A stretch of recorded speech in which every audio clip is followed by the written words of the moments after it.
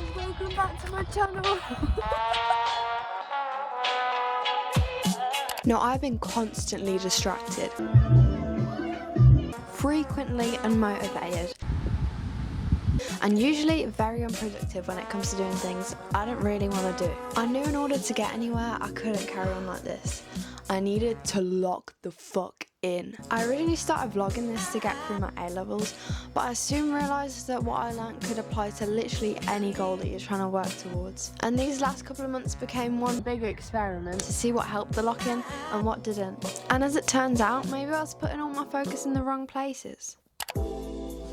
Now, I'm the queen of procrastination, but the reality is actually doing it is probably not as bad as you made it out to be in your head. And if you think it's fear of failure that you're scared of, if you don't try, you automatically fail. But if you try and you fail, you're one step closer to succeeding. The only way you'll ever be ready for something is doing it before you're ready. I feel like the term lock-in has taken over people's lives in recent years, and when trying to lock in, people usually tell everyone everything or everyone nothing. Whilst telling everyone everything appears to give you some sense of social accountability, it actually tricks your brain into a false sense of accomplishment, making you feel like you've achieved something before you've done any of the work. But then I think having some accountability really helps with motivation, so I think just telling the people closest to you is best. Maybe you work better alone. I personally think I work better with people. You always find something wrong. Even if it is sometimes distracting. But just knowing that you have people that support you and believe in you, I think that's really, really motivating. Now, if you don't have any people that are around you, this step is more crucial than ever. Because the thing holding you back most is probably your own mind. The negative thoughts that you repeat every day without even realising. You have to speak to yourself like you're your own best friend. You can't let a negative thought enter your mind, and when it does, you have to fight against it. You have to fight back with a positive alternative outcome. Whatever you focus on, you move towards, and repeated thoughts will manifest themselves in your own reality. Also, fear is boring. Negative people are so draining. Positivity and ambition is exciting and uplifting, and just by believing in yourself, you increase your chances of succeeding by so much. And if you don't believe, your job is to convince yourself that you do. Guys, I'm a very easily distracted person. I think it's really easy to get distracted because there's so much happening. Everything feels chaotic and rushed and overwhelming. But I knew in order to properly focus, I needed to change some things. The first thing was my diet. You find your diet in general how it impacts your focus? If I had like a sugar crash.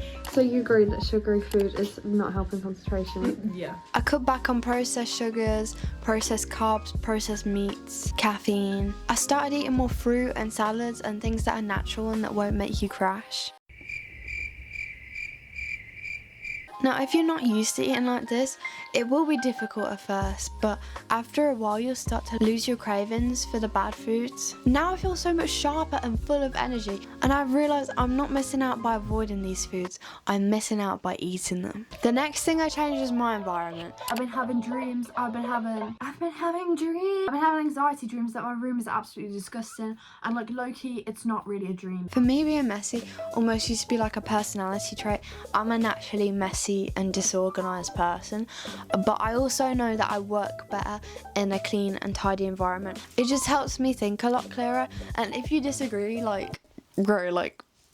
don't believe you, I'm sorry. Tidy your room, tidy your mind. Also, surround yourself with your goals, make vision boards, make posters, anything that's gonna help bring your focus back to what you're working towards. Next thing I started doing was regular cardio.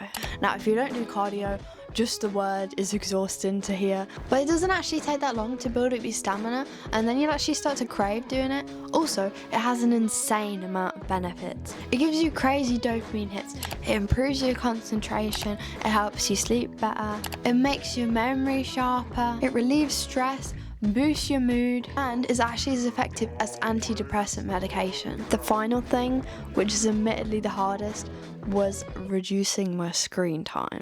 And then I'll scroll on TikTok, and then I'll scroll on Instagram. Video after video after video, scrolling, and you hear people say it all the time, right? But it's true. It's draining us. distracting us, wasting our time, wasting our potential. And the crazy thing is that people actually feel like they're missing out when they're not on social media. Look around you, life is happening now, and if you don't feel like it's happening, it's because you're not doing anything to make it happen. I wrote that last month, and though it's a dramatic depiction, I think it's still true. As someone who has taken really long breaks from social media, I'm talking like 5-6 months, when I'm not on it, I can confirm I feel so much more at peace. But even with knowing that, it's still very hard to stay off it because it's so addictive. And I sadly did delete and re-download it a few times over the last couple months. And of course it does have its upsides. It can be good when you're intentional with what you consume, but for the most part, if you're trying to put all your focus into something, social media can be really distracting. Losers wait to feel motivated, winners build discipline. You can't rely on motivation because motivation is fleeting, but discipline is constant. I do admit this is something that I definitely have to work on, but I still do understand the concept. Success isn't created by the goals you set, but the habits you repeat every day. When doing difficult things turns into a habit, I think it just becomes your normal way of living. You just have to keep going, and I think that's the bottom line. Fake it until you make it. Act like you have discipline until you have discipline. Now, at some point, amongst all these very high expectations you're setting for yourself, you're gonna start to reach your limit. In a seriously bad mood. Been crashing out, been doom scrolling, been mourning the fact that I didn't go to Wetherspoons, been mourning my... I forgot to mention that amongst all this, I also got a really bad tattoo. It's not serious to start with, it's a hypothetical crash out. All the good habits that you were starting to have might begin to drop off. I haven't been home for a couple of days. But basically, I'm very, very scared. I had a dream I failed my A-levels like 2 days ago. I'm pretty sure I'm fractionally hungover. Again. And you're left feeling completely hopeless, worthless, and disappointed in yourself. I'm trying to stay positive about things, but it's quite hard. I'm scared of change, and I'm also very scared of things also not changing. I don't feel very good at myself either at the moment. To sum this up, I had crash out after crash out after crash out, but I always came back from it, and here's how. You need to go back to your roots. You need to remind yourself that you're bigger than whatever problems you're facing. And just because maybe you're not doing as well as you want in certain aspects of your life doesn't mean you're not doing well in others. So in order to regain your sanity, you need to do the things you've been telling yourself you don't have time to do. Do whatever you know will make you happy and uplift you. Guys, we're doing some karaoke because I'm fucking angry. But your plans to make me blue. It sounding good isn't the point, okay? Just do it anyway. Who cares if it sounds good? That is not the point. It took me by surprise, you know, before.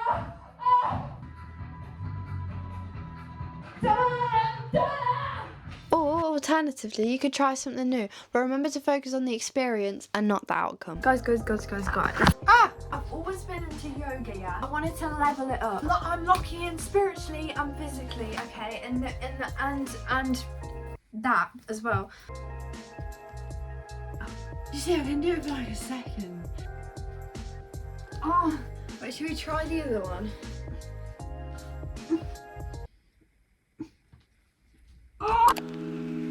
I know this is a chronically online phrase, but maybe sometimes what we all need is to just go outside. I'm very, very grateful to be surrounded by nature, and I understand not everybody has that, but I think just going out into the world not only gives you some peace of mind, but it also helps put your problems into perspective. The world is so big and there's so many good things waiting for you, so many opportunities that you don't even know exist yet. I know it may seem like I'm getting sidetracked, but I think if you came to watch a lock-in video, maybe you think you're behind in things, or you're placing a lot of worth on your achievements rather than your efforts. I feel like I'm gonna get to the end of this vlog and people are gonna go, you didn't really lock in, did you? And I'm gonna go, not really, but I had fun. I feel like lately I've this sounds so cringy. I feel like I've been really appreciating like little moments. Finally, I realised I had to start living again. I think it's really easy to get caught up in your failures, and this whole locking culture holds such high standards for everybody. But if you're living so strictly, in such a regimented way, when are you ever really living? I think a lot of people are too focused on the destination and not the journey, and I freaking hate when people say journey, but you have to appreciate the journey because the destination is ever changing. You can't put your life on hold until you become your dream self, because life has already started. Life doesn't start when you achieve your goals. Life is happening now. Be grateful for every moment. Live life to the fullest. Chase your dreams, but have fun whilst chasing them. Really appreciate every day, an hour, a minute, because this is not the prequel. This is the main movie, and you have to make this movie your favourite movie.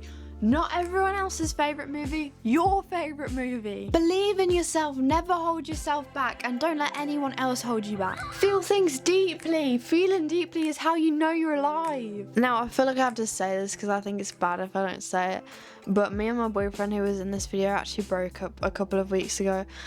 And though that has been really hard, and still is really hard, it has also made me really appreciate the people that I do have in my life and the people that are there for me, which is admittedly not that many people, but you don't need that many people. As well as this though, it's also really made me appreciate the memories that I do have. I think just because something ended badly, it shouldn't taint all the good times that you had with someone. I believe that my second most important possession I have is the memories of my life, and my most important possession is the moment that I'm living in right now, because you can do anything with the moment you are living in right now. I am very, very grateful to be alive. I feel like this is like, I feel like it's like a new era. I want to like stretch my arms out on a windy hill and like, I'm really excited for things.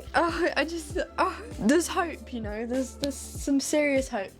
And also I just spent like over half my government trust fund on some camera stuff. Okay, once I work it out, because I haven't quite worked it out, so like it's low-key overexposed and like weird colours, but once I flip and work it out, the vlogs are gonna be hella freaking crispy. Anyway, I love you all. Thank you so much for watching. As always, I cannot wait to make more videos. And please never stop believing.